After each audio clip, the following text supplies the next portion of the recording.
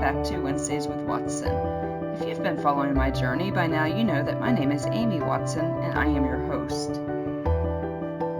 I mentioned in our very first episode that this podcast, this first season that we're calling PTSD, Jesus and Me, and I would grow and evolve as the season continued, and that has certainly been true. I am so grateful for this continued opportunity to share such hope with you. Today I am both elated and a little bit sad to introduce you to a former student of mine who shares some of my trauma. Today, Autumn joins the show and tells us her story and how she also manages to forgive herself and not live in guilt and shame. Out of respect for your time, today's podcast is actually broken into 2 different episodes, and if you hit that subscribe button on your podcast player, her second episode will immediately follow this one, but because it is a little bit longer than our normal episodes, we have broken it into 2 so that you can listen to it at a time that is convenient for you. But make sure you hit that subscribe button so that it does download on your phone and you don't have to go looking for it. While we are highlighting Domestic Violence Awareness Month in this episode, what Autumn has for us is really for everyone, as we all deal with guilt and shame. We all struggle to forgive ourselves. But first, Autumn wanted to share part of her story and to tell us a little bit, kind of springboarding off of the last podcast, of how she forgave not only herself, but those who harmed her too. So, before we drop into this conversation of this precious young lady, please remember to hit, like I said, that subscribe button, rate and review us so that we can continue to come up high in search engines and the podcast can be land and get to those people who need it.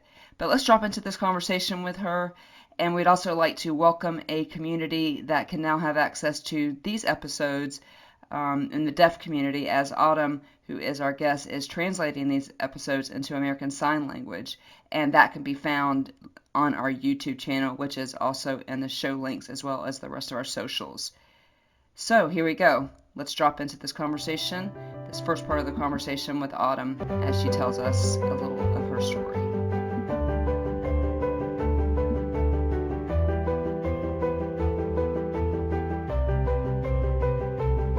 Hey Autumn, welcome. Thank you so much for coming on the show. Hi, thank you for having me. It has been a while since I saw you last week, but before that it had been a while. And so just so everybody knows, Autumn and I know each other because Autumn was a student of mine when she was a sophomore in high school. And so this is a bittersweet time for me today, and we'll talk about that a little bit more. So Autumn, as we are bringing on guest of the show and as we continue to evolve as Wednesdays with Watson, we like to do a few little icebreakers. And so let me ask you a couple questions before we drop into our conversation. So we're in October in Florida, and everybody's pumpkin spicing and posting pictures of where they are, and it is approximately 185 degrees outside today. Your name is Autumn. My favorite season, if we happen to have seasons in Florida. But if you had to choose right now in a non-pandemic world where you could just do whatever you wanted, however you wanted, to go on a vacation right now, would you pick somewhere with the beach or the mountains? Probably both. As you know, I'm a little bit more of a complex person. There's never really that black or white right. for me as far as that goes. But yeah, I think I'd rather have the nice mountain view and then go down the mountain to the beach. Why not have best of both worlds? Yeah, dude, I was able to do that a couple times on a couple cruises, even horseback rode on the beach. And so, yeah, having both is legit. And we both live in Florida, so the beach is a little bit easier to get to. Now, I saw your answer to this next question.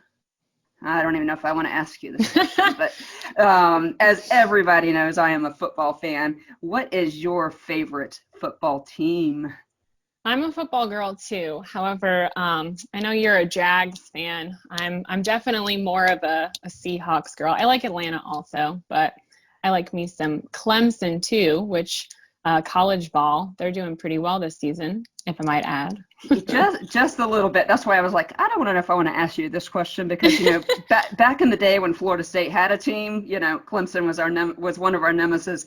But yeah, I'm a Jaguars fan, and everybody just needs to pray for me at this point because wow. But well, Autumn, let's just drop right into this conversation. This is a day that is super bittersweet for me, as I mentioned, because I still remember you as that student, the one that was so full of life and innocence. And I might add here, a complete lack of interest in chemistry. I remember where you sat. I remember your smile. I remember you coming into my room, my classroom. Those were some dark days for me. And you just always were such a bright, shining star. So I hurt a little bit today because I know what you're going to tell us on this podcast. And I am grateful that you sandwich it with a whole lot of hope. I told you when you sent me what you wanted to talk about that I was going to, quote, give you the mic. And I'm pretty much going to do that, which is going to shock everybody. But let's walk through this first. So the last episode that I did was on forgiveness. And so you knew that I was going to follow the second one up, and it was also going to have a theme of forgiveness. You took it a different direction in some ways, and I know that was meant to be. But tell me why you agreed to do this, fully knowing that the subject was on forgiveness. When you first asked me to tell my story of forgiveness, my first thought was to just go and write out this whole list of all the things that had happened to me and all the people that had hurt me, whether it was physically, emotionally, in so many other ways. And boy, it was hard to sit there and write out that list. I don't think I've ever really sat down and forced myself to recollect all the different memories of traumatic things that have ever occurred over my life's time. And quite frankly, as you've called it in some of your previous episodes, I run on cheetah mode, and I work pretty hard every day to kind of keep busy, to focus on other things, other people, and I push away those hurtful memories. So to run from them usually, and then to sit there with pen and paper in front of me and just read out each of those events in ink, just staring at me in the face, that was hard and it hurt. And I found myself needing to forgive all over again. Yeah, you actually sent me that list and it broke my heart. But it is interesting. Those last few words that you said, forgive all over again. I've gotten lots of feedback, as you can imagine, from the last podcast about how can you forgive? There's some things that are unforgivable. So I love that you use those words. Expound a little bit on that for me. It's definitely a continuous thing. Sometimes for me, a daily thing. Most of the people who I've had to forgive, they never truly asked me for forgiveness. Actually, not one of those individuals ever came to me and said, hey, look, I'm sorry for hurting you. I'm sorry for doing those horrendous things to you. Will you forgive me? Most of them I had to choose to forgive despite that lack of apology. And things happen even now that will bring up that hurt and that anger again. And each time it feels like I'm just kind of standing there in clean clothes and someone's just splashing in this puddle in front of me. And it's like a puddle of my old mucky dirt all right there. And it just stirs everything back up again. And you can't really help but get dirty from those splashes. And that dirt, that unclean feeling, it's bothersome. It's messy. And the more and more you stand there and withstand the splashing, the dirtier you get, and it becomes more noticeable to others around you that your clothing, it's soiled. And it feels like you need to immediately run back home and change clothes. And that feeling to me, in this context, is the weight of unforgiveness. When life hits you, when your past haunts you, when you choose to carry around that weight of unforgiveness, that dirt, that really never should have probably been yours to even carry to begin with, it's noticeable and it changes you in a lot of ways. It's important when you're faced with those splashes, muddy puddles, that stirring up sometimes of just all the stuff from your past. You don't let that dirt stay on you too long, because it stains your clothes and eventually it feels like it stains your heart. Yeah, and I think you're right about that. And it's such an interesting analogy. And it seems unfair that we have to be the ones to stay away from the dirty puddles. but we do. That's our responsibility in a lot of ways. Clearly, you've made some transactions, as we talked about last week. What are some ways that making some of those forgiveness transactions, how have you noticed that it's changed you? The trauma of enduring things like abandonment, violence, abuse, they did definitely create post-traumatic stress disorder for me, and they changed the way that I respond to situations and also people. The choice not to forgive changed me in subtle ways, I think, externally, but big ways internally. It was this physical weight that I kind of carried around my chest. Just the breathing felt heavier, harder, and those splashes turn into what feels like smacks from the ocean's waves if you kind of just let them build long enough. And it's hard to be kind and be my happy, vibrant self when I'm combating through those waves. And I imagine I'm not very fun to be around during those moments because you act out or you entirely withdraw from people. Yeah. And sometimes you get into a cycle of this and you have to learn how to forgive and ask for forgiveness over and over, and choosing to forgive or that wanting to be clean. It's like this physical weight is lifted and you feel renewed. My goodness, it's so true. And I know as I did that episode the last episode, that was a solo episode for me. There's a lot of those transactions still going on this many years later. It was difficult, but that is such a description of what I shared with the readers on that podcast, is why forgiveness felt so much different for me from one to the other. I shared with those listeners that my abuser died years after I left him. And what you just described is what I did not feel when I found out that he died. That weight wasn't there. I was sad. Please do not misunderstand me. And the gamut of emotions was all over the place. But I did not feel regret. I loved that you mentioned Ephesians 4:32 to me in some of our conversations, and I mentioned that in last week's podcast and talked about how compassion actually comes before some of the other things listed in that verse. But talk to me about your take on that verse and how the application of it helped transform you. Yes, in Ephesians chapter 4, verse 32, the Bible says, "Instead, be kind to each other, tenderhearted, forgiving one another, just as God through Christ has forgiven you." And even if you're not someone who has a personal relationship with Jesus Christ, the golden rule, the famous golden rule, it says, "Do unto others as you would want for them to do unto you." And I know for me, when I apply it to my life, if I'm making mistakes, if I hurt somebody, I want for them to be able to forgive me, even if it's something that maybe I did unknowingly or obviously not intentionally. But if I want for them to be able to forgive me, then I have to be willing to forgive them. Yeah, wow, that's so powerful, and that's a biblical principle. I absolutely would like to really maintain that the ability to forgive other people is a fruit of being forgiven. But you have hit on something that really, really intrigues me, and it's this idea of clean. And I've been sitting with it for a while. What does that mean? Like I'm saying to myself, what does that mean? What is clean, and what does it have to do with forgiveness? And the context of our preparing for this is some own soul searching of mine. And so I want you to expound on it a little bit more, particularly as it pertains to domestic violence, because as survivors, and I would even go so far as to say thrivers of domestic violence, the feeling can sometimes, if we're not careful though, be one of shame. And remember, shame being I am the mistake, not I made the mistake. And yeah, like shame feels dirty. It makes you want to go hide. It makes you want to be in the dark. It just it's dirty. But expound a little bit more on this idea of clean. And because I think it's a fascinating concept when you think of forgiveness as a daily shower of sorts of all of those things that we need to forgive.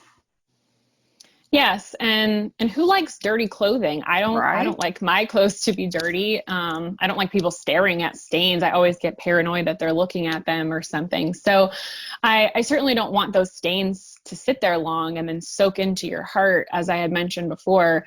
When your heart gets like that and soiled, it's a breeding ground for bitterness. So a lot of times, like I said, you run home, you want to get rid of those dirty clothes, you want to take them off, wash them, put on a fresh set of clothes. It's hard when you're hurt by others, and you often want to do one thing, but then you find yourself in this place where you just have to run to the feet of Jesus. And I know for me, I have to do that, and I have to give him all of those hurts. And I have to say, Lord, take these. Please clean these soiled clothing. I know that they're messy. I know I'm messy. They may or may not be from my own doing. It might be hurt that other people have caused me, but I need you, Lord, to take these and to clean these, to make them new.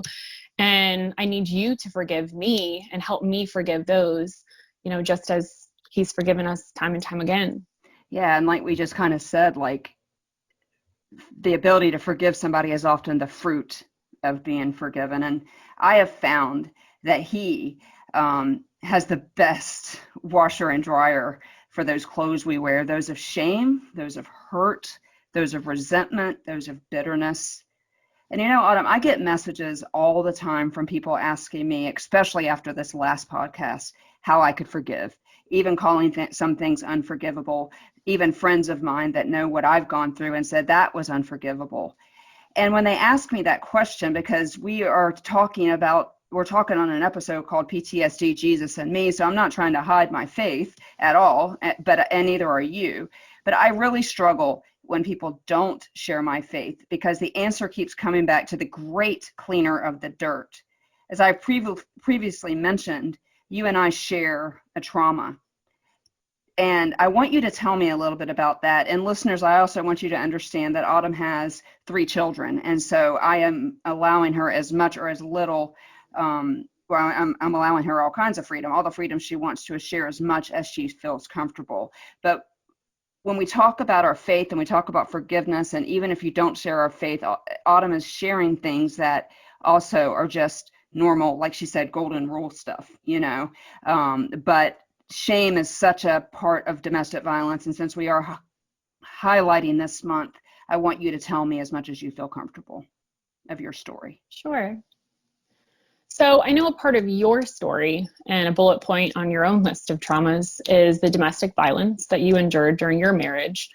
I too experienced domestic violence in my marriage of over 5 years.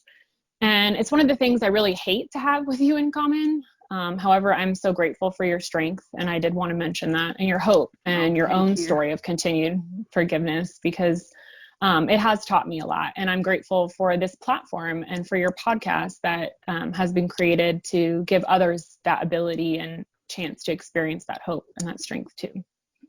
And yeah, it brings tears to my eyes to hear you say that. However, since I'm pretty sure that you didn't learn chemistry and I didn't teach it well, I'm glad that hopefully you could learn something from me now. Although, as I mentioned, it's bittersweet to have you on this podcast. I still remember you in high school, and little did I know. Like I said, you're this bright spot in my day. I can see you out of the corner of my right eye right now sitting in that chemistry lab. Little did I know, though, that you brought some trauma into that class. You know what? Let me let you tell your own story. Let me just shut up. I told you I was going to give you the mic. It's yours. I'd like to share just a part of my personal story with you guys, and I'll try not to include too many details, but after I left my marriage, my abuser, I still had to communicate with him in some capacities because we do have children together. After I left our home, along with my children, I had to go through a very lengthy, exhausting court process to get a divorce, to gain full custody of my children. There was a restraining order that was put in place, and then eventually criminal charges that were filed against him for the just egregious things that he had done to me, to our family. During that process, several months after I had moved out of our family home that we had shared together, I was living on my own with the children. My ex-husband had forced his way into my home, and he sexually assaulted me. This took place specifically in my bedroom. And I grappled, I really did, with whether or not I should call law enforcement, as many people do not do when you're in a domestic violence situation. I had so many different reasons why I didn't want to call. Part of it was just fear that they wouldn't believe me, fear that maybe he would retaliate, my husband. or even just out of fear of what might happen to him and that unknown. There were Right. so many reasons. Yeah.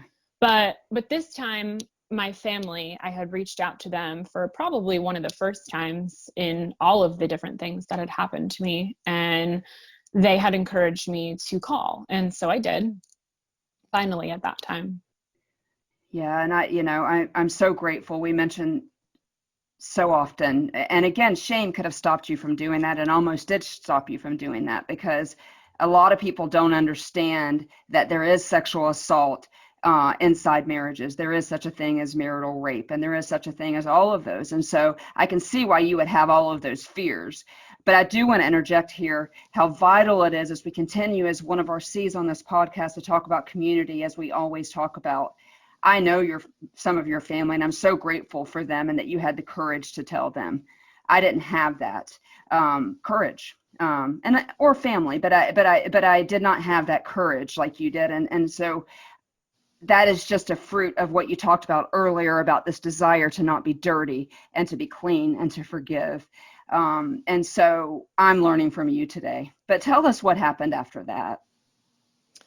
So the detectives had come out to my home, and I had to tell the story in detail.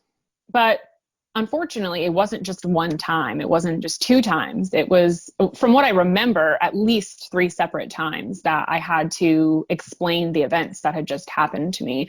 And it wasn't just verbal. I also had to write it out. And it wasn't just with my words, whether written or verbal. They also had me physically showing them different things that had happened, and placements and movements. And I don't even know really if I have the words to describe just really how that felt. But this horror had just happened. And unfortunately, it wasn't the first time that this had happened to me. And I had to relive it. And it felt like this mob of people, going back to that whole analogy of splashing. And it just felt like this mob of people just splashing in all of these puddles in front of me. And I just stood there once again, and I was frozen. And my clean clothes, they weren't clean anymore. Yeah, and that's a terrible thing to have to go through. It's hard for me to hear. I'm guessing, I know your real clothes weren't clean, but I know that you're not just talking about that you're also talking about the uncleanliness at the hands of someone else. But continue to tell me of how that night affected you, and what happened next. Well, my heart and my body and my spirit, they were all wounded. And I was angry all over again. I was riddled with this pain from all the things that I had thought were behind me, that I had thought I had already forgiven from him, from things before him. And it wasn't just the weight of what had happened that specific day that I began to carry all over again. It was the weight of my whole entire life's journey, full of hurt and trauma, disappointment, and it just all came flooding back. And at the end of the day, as the detectives left, they took with them my clothes that I had been wearing during the assault, my bed sheets, the comforter from the bed that I had. And I just remember after all the detectives were gone, after my family that had come and checked on me, they had left. After I hung up the last call from the day, somebody's, calling, making sure that I was okay, and whether it was another detective or somebody else. And I remember at the end of the day, I had tucked my children all in bed, and I was just there, and I was staring at myself in the mirror, and I just had tears streaming down my face. And that enormous weight that was just there in the room on my shoulders. And this feeling just consumed me of, I just want clean sheets. I just want to feel clean.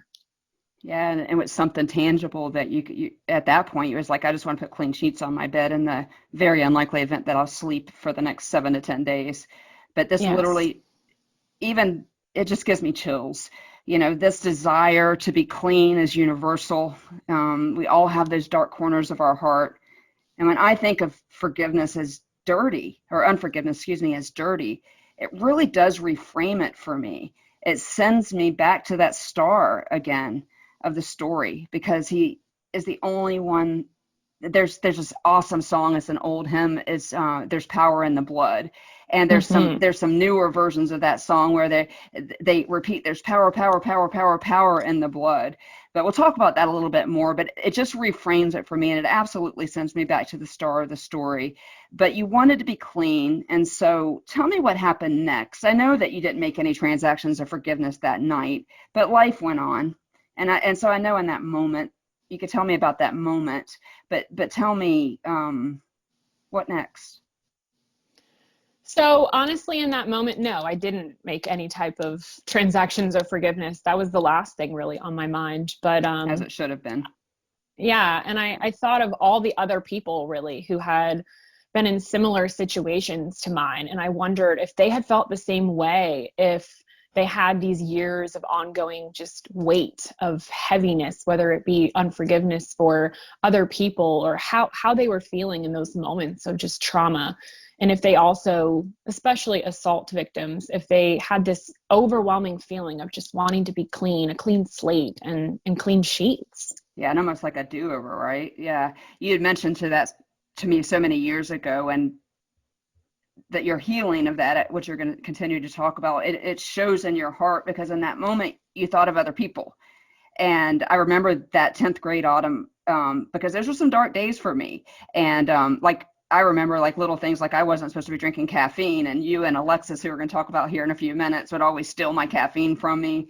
But since you told me that, so your heart, to me, it's remarkable that and that you thought of other people in that time.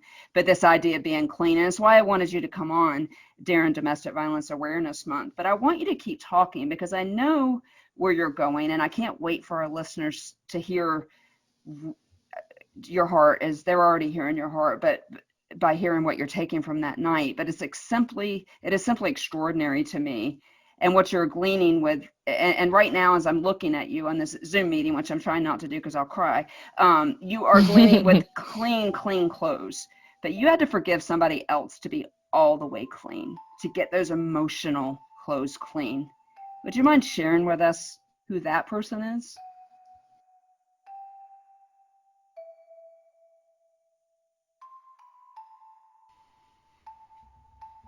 Well, parts of that was certainly hard for me to hear, but it is the $1,000,000 question.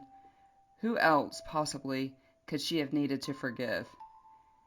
It's now time for you to hit play on part 2 of Autumn's story. It is the podcast already published, and it follows this one. Be thinking about what she had to say to us today. It is so powerful, and remembering that so much was already paid for us so that we could live a life, and so that we could live it more abundantly. So often I have mentioned Hebrews 4:15, where we do not love a high priest who is unfamiliar with our sufferings. And so I can't wait for you to hear the next part of Autumn's story, and the person that she forgave that changed everything for her, and could also for you.